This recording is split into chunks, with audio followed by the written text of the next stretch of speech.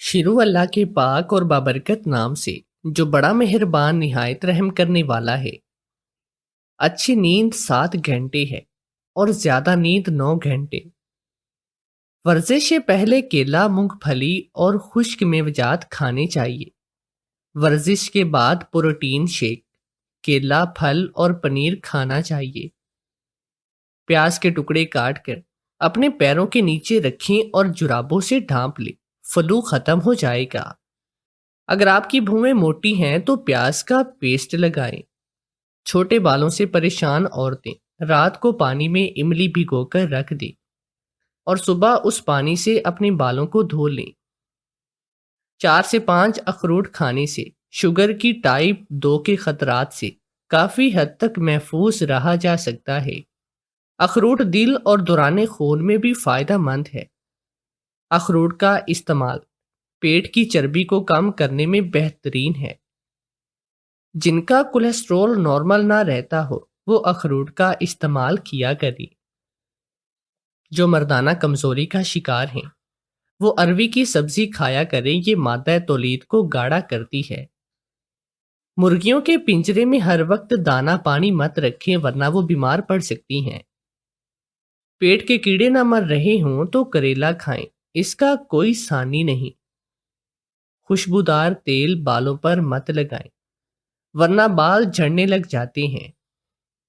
اپنی اولاد پر یہ ظاہر نہ کریں کہ آپ کو فلاں بیٹے یا فلاں بیٹی سے بہت زیادہ پیار ہے، ورنہ ان کے دلوں میں ایک دوسرے کے لیے بغض پیدا ہو جائے گا۔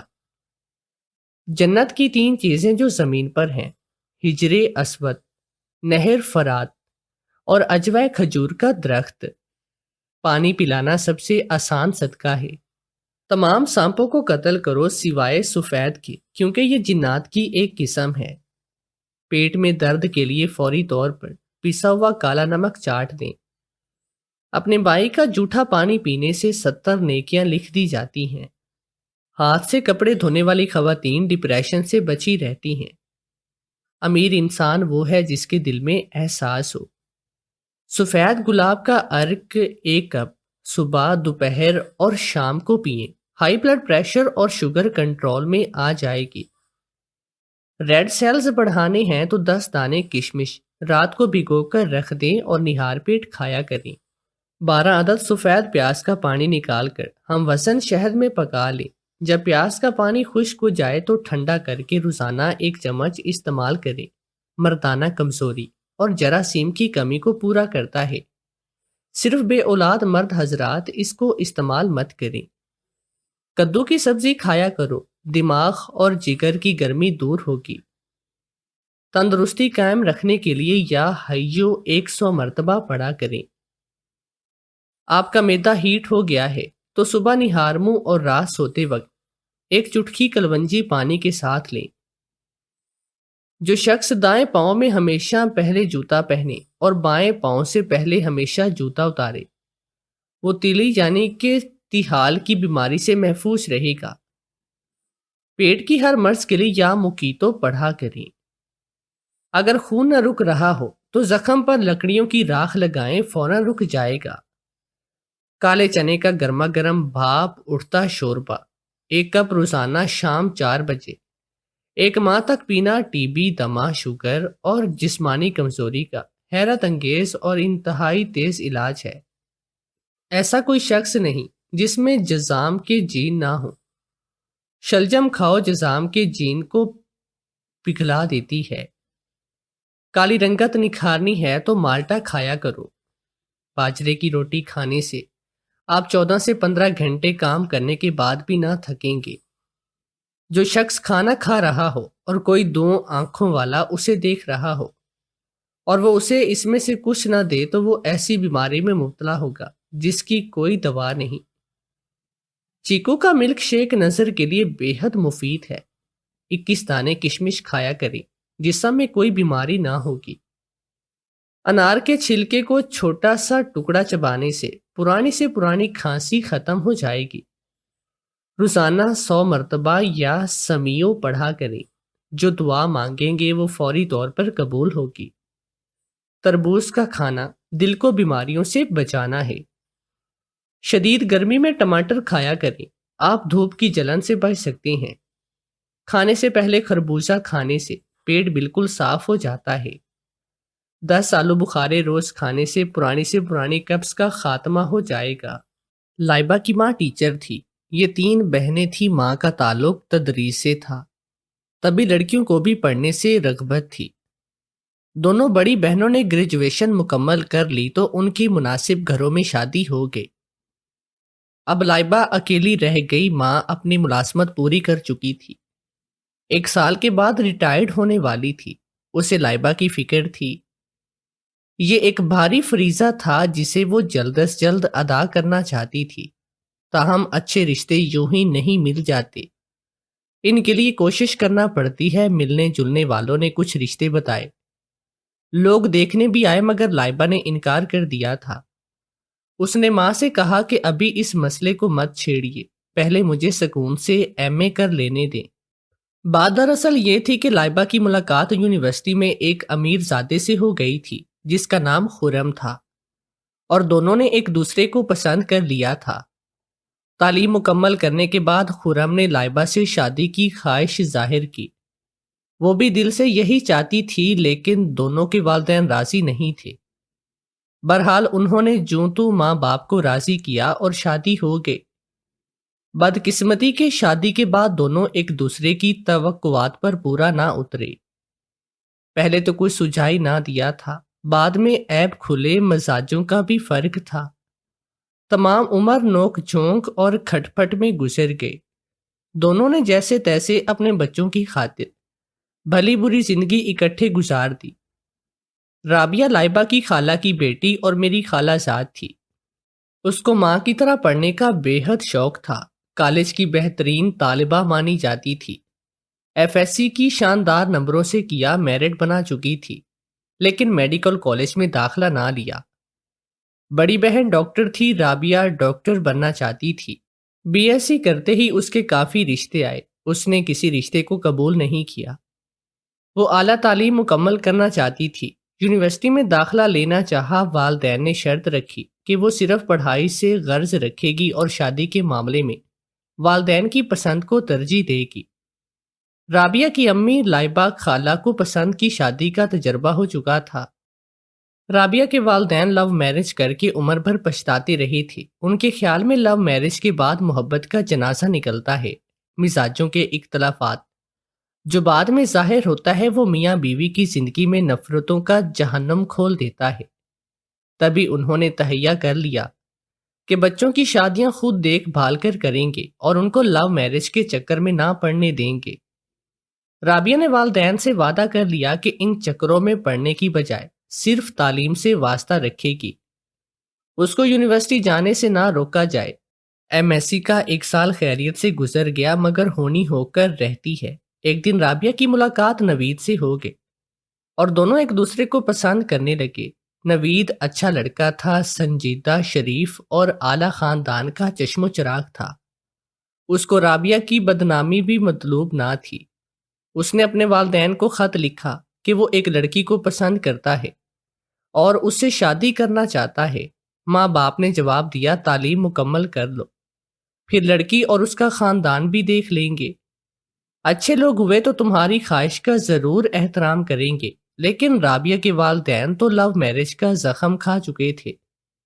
وہ نہیں مانے، انہوں نے لڑکے کو دیکھنا تو کیا اس کا نام تک سننا گوارا نہ کیا، بلکہ اپنی بیٹی سے کہا کہ تم اس وعدے کی پابند رہو جو تم نے ہم سے کیا تھا کہ شادی اپنی نہیں ہماری پسند سے کرو گی۔ رزلٹ آ گیا، خوش قسمتی سے نوید کو فوراً ہی اچھی نوکری مل گئی، کیونکہ اس کے ساتھ خاندانی اثر و رسوخ تھا۔ وہ سمجھ رہا تھا کہ اچھی ملازمت ملنے کے بعد رابعہ ضرور اپنے والدین کو راضی کر لے گی، مگر وہ ایسا نہیں کر سکی تھی۔ والدین کو جب اس نے نوید کی ملازمت کے بارے میں بتایا تو وہ بولی، پسند کے یہ جذبات وقتی ہوتے ہیں، اتنی جلد انسان کو پرکھ نہیں سکتا، کیونکہ آنکھوں پر جذبات کی پٹی بندھی ہوتی ہے۔ کل جب تم کو اچھا شوہر، اچھا گھر ملے گا تو تم نوید کو بھول جاؤ گی، سو بہتر ہے کہ آج ہی بھلا دو۔ تمہارے والد بھی نہیں مانیں گے، بلکہ نوید والے اگر رشتہ لینے آئے تو ڈر ہے کہ بے رخی سے بات کر کے ان کے دل کو ٹھیس نہ پہنچائیں گے، اس لیے تم نوید کا خیال اپنے ذہن سے نکال دو۔ جب رابعہ نے دیکھا کہ کسی طور گھر والے راضی نہیں ہو رہے تو اس نے نوید کو اپنی مجبوریاں بتا کر اس سے کنارہ کشی اختیار کی اور ماں باپ کا مان رکھ لیا تھا۔ نوید کو اتنا صدمہ ہوا کہ وہ اچھی بھلی ملازمت چھوڑ کر اپنے چچا کے پاس انگلینڈ چلا گیا۔ 6 ماہ بعد رابعہ کی شادی فہد سے ہو گئی۔ وہ کس دل سے دلہن بنی اس کا دل جانتا ہے۔ خیالوں میں اس کا محبوب بسا ہوا تھا، روح کا مالک نوید تھا اور جسم کا مالک فہد بن چکا تھا۔ شادی کو 3 دن گزر گئے تھے کہ وہ ڈرائنگ روم میں بیٹھی تھی۔ وہاں دیوار پر نوید کی تصویر لگی دیکھی۔ اچانک سے ٹھٹک گئی۔ کچھ دیر کے لیے تو اس نے اپنی آنکھیں بند کر لی۔ واقعی یہ تو نوید کی تصویر تھی جس کے ساتھ یونیورسٹی میں اس نے ملاقاتوں کے پرکیف لمحات گزارے تھے اور خیالوں میں کئی چاندنی راتوں کو صبح کے سورج کے ساتھ ملا دیا تھا۔ بے شمار سندر سپنے دیکھے تھے، جینے اور مرنے کی قسمیں کھائی تھی، پھر جانے وہ کہاں غائب ہو گیا۔ ابھی تو وہ کسی کے نام سے منسوب بھی نہیں ہوئی تھی کہ وہ مایوس ہو کر کسی اور ملک میں گم ہو گیا تھا۔ اس کے بعد بیرون ملک چلے جانے کے صرف 6 ماہ کے بعد اس کے بڑے بھائی کی دلہن بن کر اس کے گھر آ گئی۔ ایسی آندھی چلی کہ گھر بھی چھوٹا اور شہر بھی۔ ابھی اس کا رزلٹ بھی نہیں آیا کہ باپ نے شادی طے کی۔ وہ کہتی رہ گئی کہ پی ایچ ڈی کرنا چاہتی ہوں، لیکن اس کے والد نے کہہ دیا بس اتنی پڑھائی کافی ہے۔ جو لڑکا ہم نے رابعہ کے لیے پسند کیا ہے وہ بڑا آفیسر ہے، ہماری بیٹی شہزادیوں کی طرح راج کرے گی، اور وہ نہ چاہتے ہوئے بھی راج کرنے آ گئی۔ اس کے پاس نوید کی جتنی بھی تصویریں تھیں وہ سب اس نے جلا دی تھی، لیکن اس تصویر کا وہ کیا کرے جو ڈرائنگ روم میں لگی ہوئی تھی۔ اختیار تو اپنی چیز پر ہوتا ہے، پرائی پر نہیں۔ نوید نے ایک بار اس سے کہا تھا تم مجھ سے جدا کبھی بھی ہوگی تو میں تمہارے ساتھ رہوں گا۔ وہ اپنی ضد کا پکا تھا۔ رابعہ اس سے جدا بھی ہو گئے، لیکن وہ ابھی تک نہ صرف اس کے ساتھ تھا بلکہ گھر میں بھی تھا۔ اس نے پلکوں کی چلمن اٹھائی اور ایک مرتبہ پھر نوید کی تصویر کو دیکھنے لگی اور عالم فراموشی میں تصویر اٹھا کر اپنے دولہا سے پوچھا یہ کس کی تصویر ہے؟ یہ میرا چھوٹا بھائی ہے نوید، کسی لڑکی کو چاہتا تھا، لڑکی کے والدین نے رشتہ دینے سے انکار کر دیا اور لڑکی نے بھی والدین کے ساتھ دیتے ہوئے اسے منہ موڑ لیا تو وہ دل برداشتہ ہو کر ملک سے باہر چلا گیا۔ میری تمہاری شادی میں بھی اسی وجہ سے شرکت نہیں کر سکا۔ میں نے فون پر کہا بھی کہ میری شادی تو اٹینڈ کر لو، مگر وہ نہیں آیا۔ اب آئے گا تو کان کھینچوں گا۔ شوہر کی باتیں ایسے سنتی جیسے کوئی خواب میں کسی کی باتیں سنتا ہو۔ اپنے ہی گھر میں دیوار پر دن رات لگی نوید کی تصویر دیکھ دیکھ کر ایک بار پھر اس کی یاد نے رابعہ کے دل کو دبوچ دیا تھا۔ وہ سوچ بھی نہیں سکتی تھی کہ وہ جس گھر بیاہ کر جائے گی وہ نوید کا ہوگا۔ اب اس گھر میں نوید کی بھابھی بن کر رہنا کتنا دشوار تھا۔ رابعہ ہر وقت پریشان رہنے لگی تھی، سوچتی کسی روز نوید واپس آ گیا تو کیا ہوگا، میرا کیا بنے گا، کبھی نہ کبھی اس نے تو آنا ہی تھا، اور اگر فہد کو شک ہو گیا تو وہ اپنے شوہر کی نظروں میں بھی گر جائے گا۔ وہ انہی خیالوں میں گھری رہنے لگی۔ ایک روز وہ ڈرائنگ روم میں سجاوٹ کی چیزوں کے گرد جھاڑ رہی تھی کہ نوید کی تصویر کے پاس آئی اور اسے غور سے دیکھنے لگی۔ وہ مخصوص انداز میں مسکرا رہا تھا۔ اس کو یاد آیا کہ ایک بار نوید کو رابعہ کی تقریر اتنی پسند آئی، اس نے اپنا جیتا ہوا میڈل گردن سے اتار کر رابعہ کے گلے میں ڈال دیا تھا۔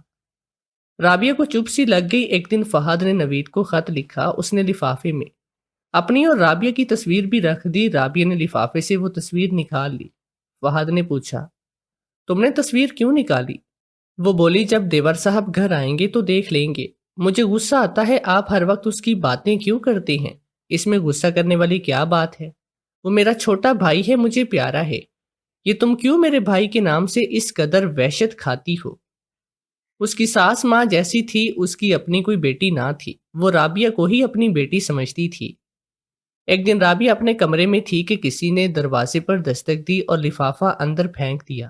وہ کمرے سے باہر نکلی تو صحن میں لفافہ پڑا تھا۔ یہ خط لندن سے آیا تھا، لکھا تھا ماں ابھی تک اس لڑکی کو نہیں بھولا جس کا نام تک آپ نہیں جانتی تھی۔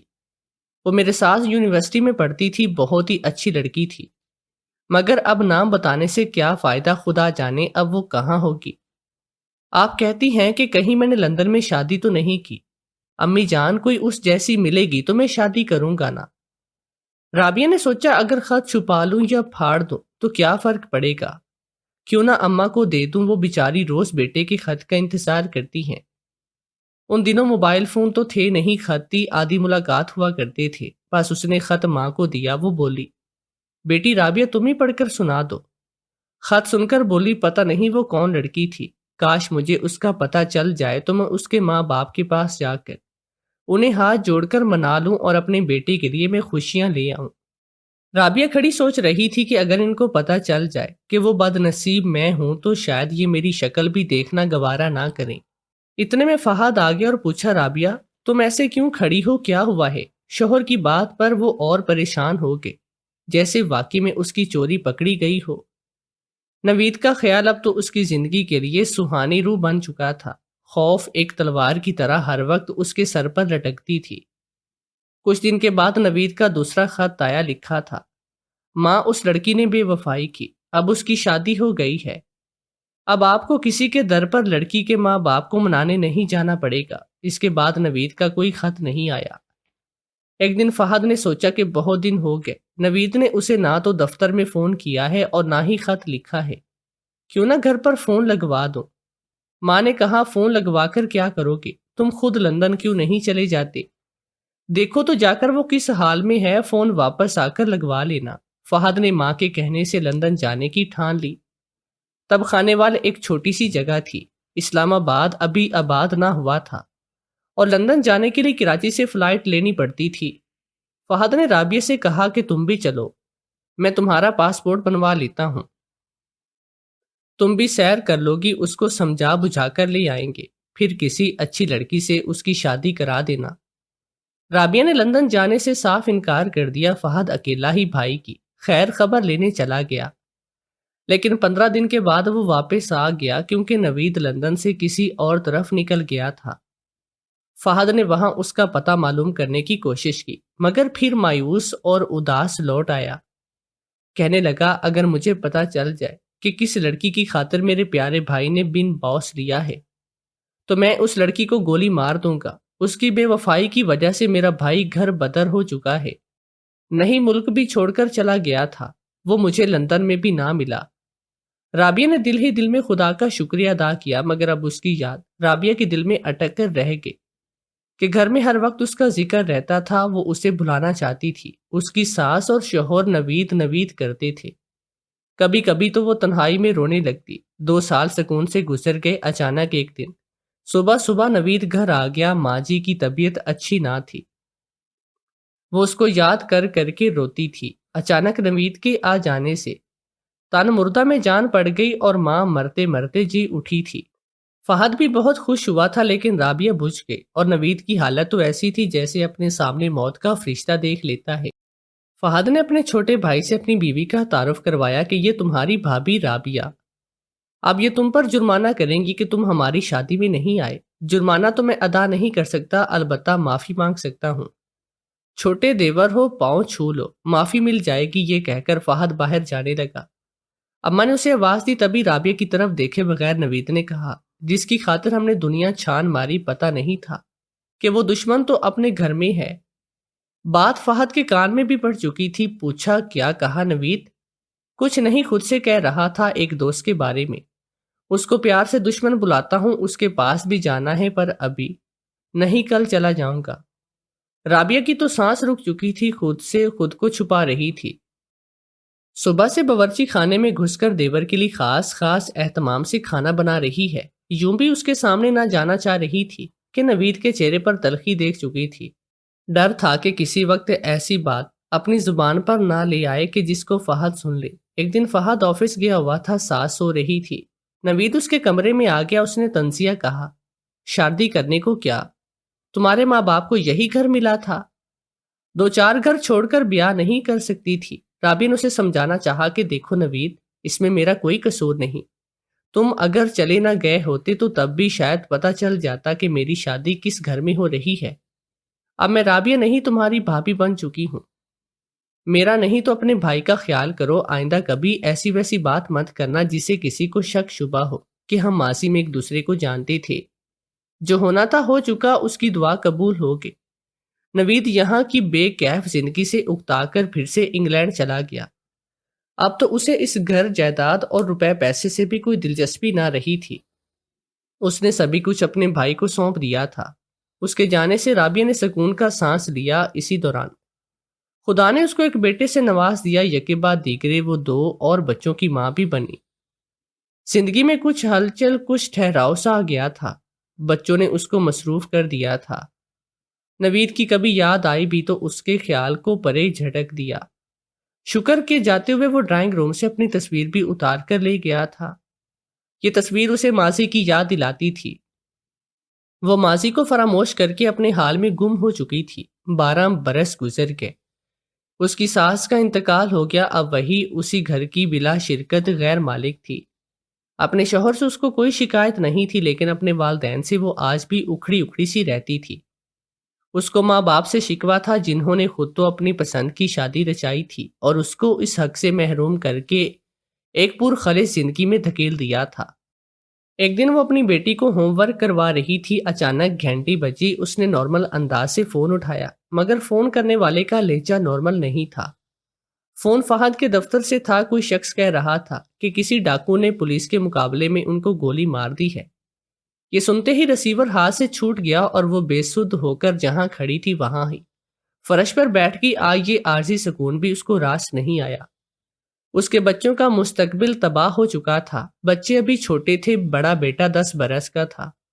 اس کو پڑھانا لکھانا اور گھر کو بھی چلانا تھا۔ یہ کتنی بڑی ذمہ داری تھی جس کو اسے اکیلے نبھانا تھا۔ ابھی وہ پچھلی محرومیوں کے چنگل سے نہ نکلی تھی کہ نئی محرومیوں کا جال اس پر آ گرا تھا۔